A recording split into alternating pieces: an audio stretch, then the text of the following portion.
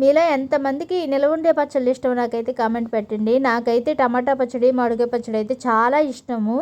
అలాగే నాతో పాటు మా చిన్నమ్మాయి కూడా చాలా ఇష్టంగా తినిద్ది. ముందు అదే అడిగిద్ది, అమ్మ ఏం పచ్చళ్ళు ఉన్నాయి, ఏం పచ్చళ్ళు ఉన్నాయి అని. ఈ సంవత్సరం అయితే నేను ఏ పచ్చళ్ళు పడటానికి అయితే కుదరలేదు, అస్సలు కుదరలేదు. ఎందుకంటే నేను షాప్కి వెళ్తాను కాబట్టి నాకు ఆ పని, ఇంట్లో పని సరిపోతుంది. ఇలా పచ్చళ్ళు ఉన్నప్పుడు ఏమైనా కూరలు ఉండకపోయినా అడ్జస్ట్ అయిపోతూ ఉంటారు పిల్లలైతే, ఇష్టంగా తింటారు కాబట్టి. పచ్చళ్ళు ఉంటే ముందు మా చిన్నమ్మాయి అవి చేసేదాన్ని, నేను ఎక్కువ కూడా పట్టను. కానీ బాగా తినాలనిపించి నాకు కూడా అనిపించింది, మా అమ్మాయికి కూడా అనిపించింది కాబట్టి 1 కేజీ టమాటాలు తీసుకొని ముందుగా శుభ్రంగా కడుక్కొని, తర్వాత ఒక క్లాత్ మీద వేసుకొని బాగా తుడుచుకొని పావు గంట అయితే ఫ్యాన్ కింద పెట్టుకున్నాను. తడేమీ లేకుండా ఆరిపోయిన తర్వాత ముక్కలైతే కోసుకుంటున్నాను. తర్వాత పొయ్యి మీద పెనం పెట్టుకొని దాంట్లో 1 స్పూన్ మెంతులు, 1 స్పూన్ 2 స్పూన్లు ఆవాలు వేసుకొని ద్వారగా అయితే వేయించుకున్నాను. ద్వారగా వేయించుకున్న తర్వాత తీసి మిక్సీ జార్లోకి అయితే వేసుకుంటున్నాను. ద్వారగా వేయించుకున్న తర్వాత మిక్సీ జార్లో అయితే వేసుకున్నాను. బాగా చల్లారినాక మిక్సీ పట్టాను. మళ్ళీ అదే పెనంలో కొంచెం ఆయిల్ పోసుకొని ఈ టమాటా ముక్కలు వేసుకొని కొంచెంసేపు మగ్గనిచ్చుకోవాలి.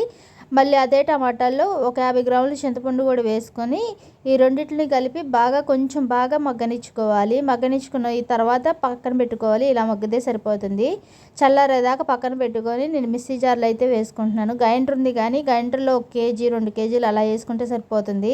ఇది గ్రైండర్కి వేసామనుకో గ్రైండర్కే మొత్తం సరిపోయిద్ది.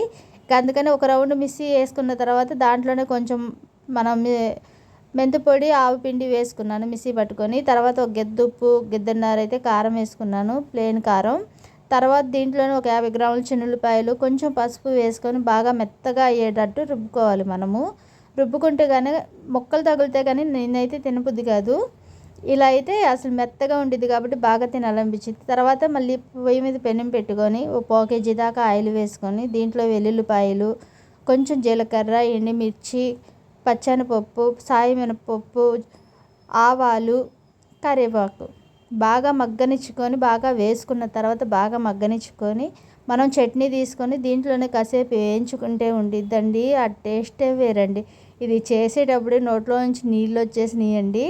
ఎంత బాగుందంటే అంత బాగుంది. నేను ఇప్పటికి పట్టి 3 సార్లు పట్టాను. ఇది 4గోసారి వచ్చినంత టేస్ట్ నాకు 3 సార్లు రాలేదండి. నిజంగా చెప్తున్నాను. అన్నీ కరెక్ట్గా సరిపోయినాయి. మీరు కూడా ట్రై చేయాలనుకుంటే ట్రై చేయండి. ఈ వీడియో నచ్చితే మాత్రం లైక్ అండ్ సబ్స్క్రైబ్ చేసుకోండి. మా వీడియోలు నచ్చితే మాత్రం కంపల్సరీగా ఫాలో అవ్వండి. ఇది వీడియో. మీకు ఎలాంటి పచ్చళ్ళు తెలుసో నాకైతే కామెంట్ పెట్టండి. నేనైతే కంపల్సరీగా ట్రై చేస్తాను. ఇలా బాగా వేగిన తర్వాత తీసి పక్కన పెట్టుకోవడమే. Bye bye.